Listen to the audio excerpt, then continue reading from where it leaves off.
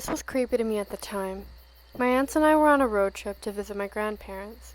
We were driving almost 3,000 miles to the Northwest Territories, Canada, from Portland, Oregon. Most of the drive is along lonely highways.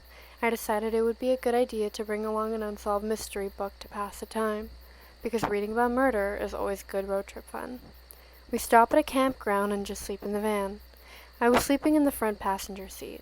I thought I heard footsteps close to the van, but didn't see anything. When I woke up the next morning, I glanced out the window, and there was a full face print on the window, like someone had been watching us during the night.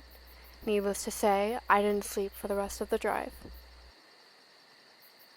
3 friends and I, 3 girls and 1 guy, were on our way back to Sydney, driving from Melbourne, and we stopped at some random rest stop along the way, so us girls could use the toilet.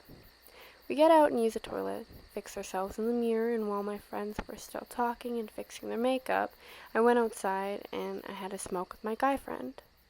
I'm standing in front of the car and facing the woman's toilet. The girls walk out from the toilet and sit on a picnic table and wait for me to finish my cigarette. After about 2 minutes, I see a very creepy man that looked to be in his 50s, thick gray beard and dirty clothes, walking out from the woman's toilet.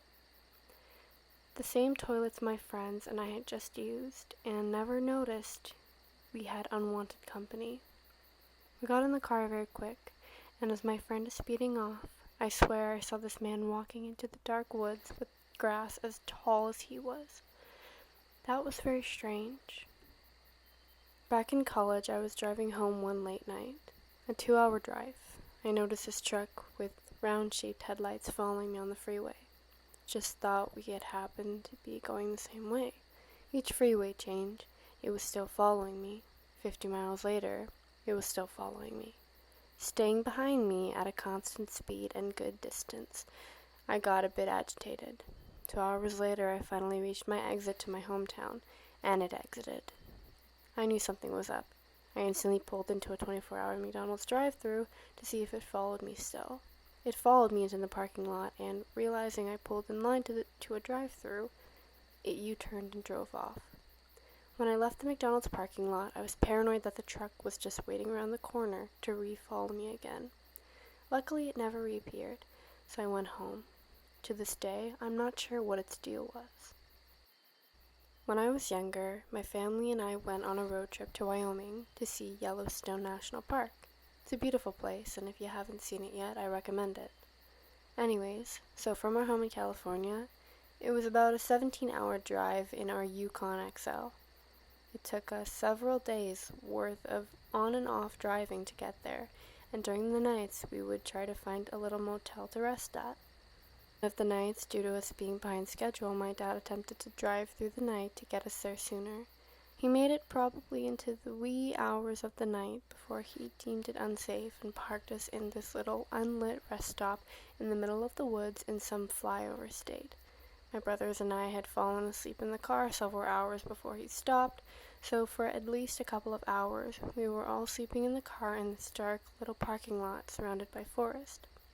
Having got a couple hours of sleep and being in a pretty uncomfortable position, I woke up in the middle of the night, pretty disoriented, but not really scared.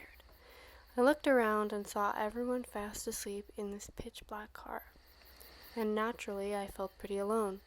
I tried to fall back asleep, but it just wasn't working out.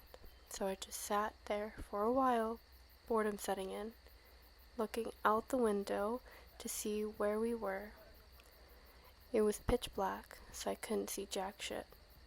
Luckily, I wasn't the type to pack light, and had brought a couple flashlights in my bag. Being careful not to disturb my sleeping family, I reached into the back seat, unzipped my bag, and pulled out a little plastic yellow flashlight. It wasn't the brightest, but it was enough to see the foreground of the general surroundings. I put it up to the glass, making sure not to make any noise, and pushed the little switch into the on position. I pressed my face against the glass and looked out. At first, it looked like a normal tree line with some bushes, trees, whatever, but as I scanned the darkness looking for animals, buildings, etc., I noticed this dark shape standing between these 2 trees in the distance.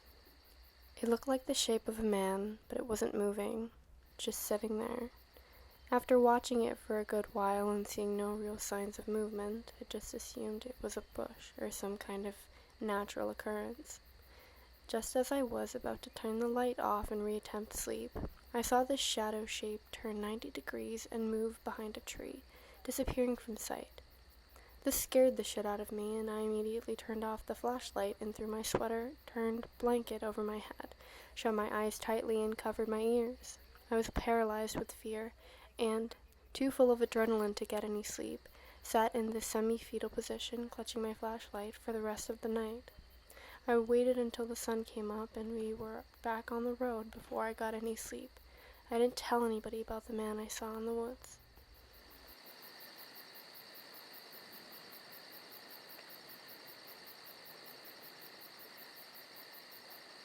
If that makes sense. But I'm gonna mute it for whatever we're saying. Cars always. Why the fuck is that car always parked there? It was fucking